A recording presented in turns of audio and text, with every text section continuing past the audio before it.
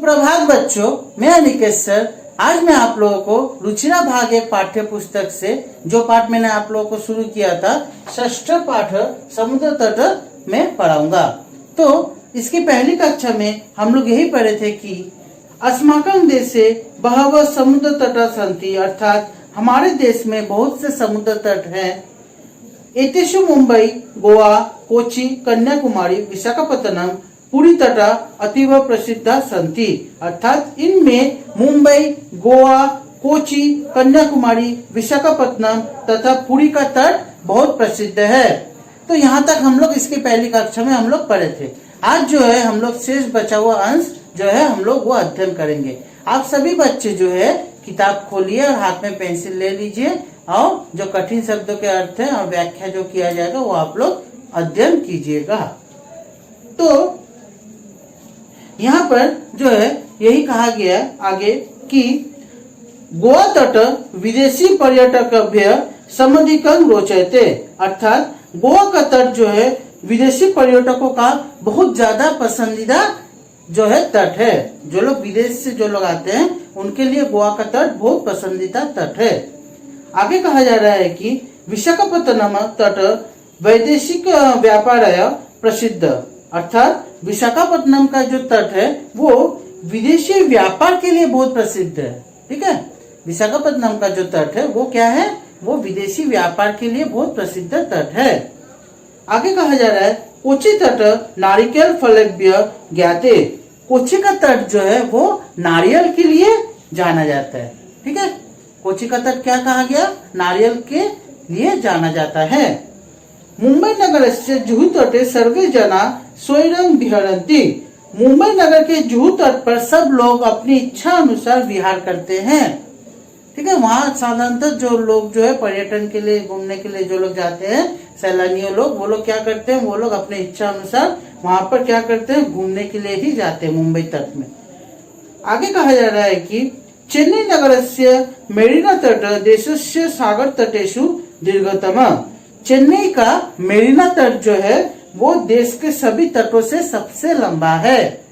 ठीक है, ये आप लोगों को पता होगा कि चेन्नई का जो मेरीना तट जो है वो देश के जितने तट हैं उन सबसे वो लंबा तट है। तो आप यहाँ पर जो मैं आप लोगों को अलग अलग तट के बारे में जो मैंने बताया, वो मुंबई बोलिए, गोवा बोलिए, कोची बोलिए, कन्याकुमारी बोलिए, विशाखापत्तनम बोलिए या फिर चेन्नई का मेरीना तट बोलिए, ये सब जो है ये सब की विशेषता और ये सब जो है थोड़ा सा कठिन शब्द, तो इन सबको आप लोग क्या कीजिएगा, लिखकर घर में अभ्यास कीजिएगा वर्तनी, तब सही रहेगा।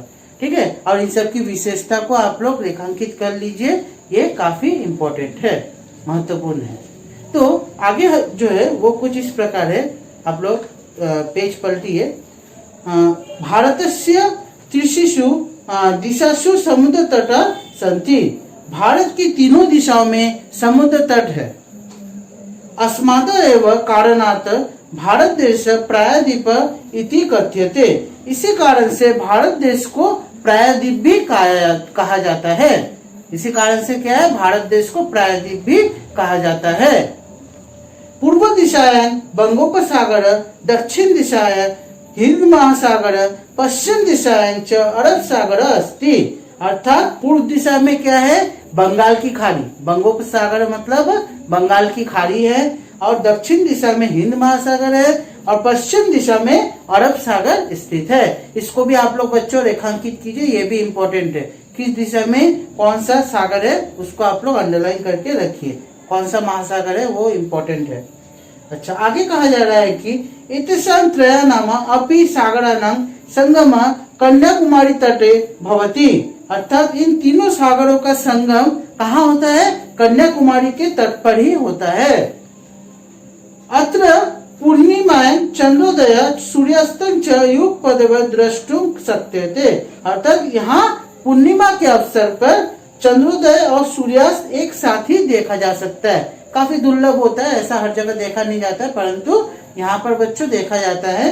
यहाँ पर चंद्रोदय और सूर्यास्त जो है दोनों एक साथ देखा जाता है। ठीक है, तो इसी के साथ जो है पाठ जो है समाप्त होता है।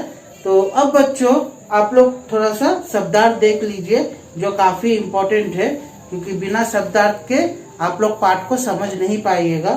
तो पेज नंबर आप लोग 36 खोलिए। पहला देखिए समुद्र तट अर्थात समुद्र का किनारा। दूसरा है जल विहार जल क्रीड़ा। मत्स्य जीविना मछुआरे। दीर्घतम सबसे लंबा। संगम अर्थात मिलन। इसके अलावा और भी कुछ शब्द जो इस प्रकार है। पर्यटन घूमने के लिए। तरंगी लहरों से या लहरों के साथ। नौका भी नौकाओं के द्वारा। जल विहारम अर्थात मैंने बताया आप लोग को जल क्रीड़ा।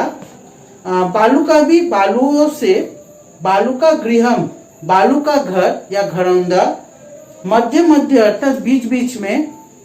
प्रवाहंती अर्थात धो देते हैं या फिर बहा देते हैं। प्रचलती एवं अर्थात चलती ही रहती है। पर्यटन स्थानानी अर्थात घूमने की जगह। मत्स्य जीविना अर्थात मछुआरे। स्वजीविका अर्थात अपनी जीविका को। चालंती अर्थात चलाते हैं। अतीव मतलब बहुत अधिक।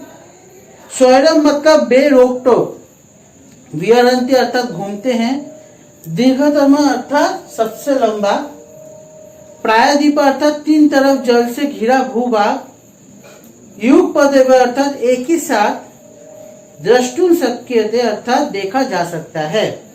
तो ये बच्चों कुछ शब्दार्थ है, आप लोग इसे पढ़ के आप लोग बिना देखे कॉपी में लिखिए, याद कीजिए, काफी इम्पोर्टेंट है। और इसी के साथ जो है पाठ जो है समाप्त होता है। आशा किया जाता है कि आप लोग को आज की कक्षा में जो पढ़ाया गया समुद्र तट का शेष बचा हुआ अंश वो आप लोग भली भांति समझे होंगे। अगली कक्षा में आप लोगों को इससे संबंधित प्रश्न उत्तर जो है वो अभ्यास करवाए जाएंगे। तो आज की कक्षा मैं यही समाप्त करता हूँ। धन्यवाद।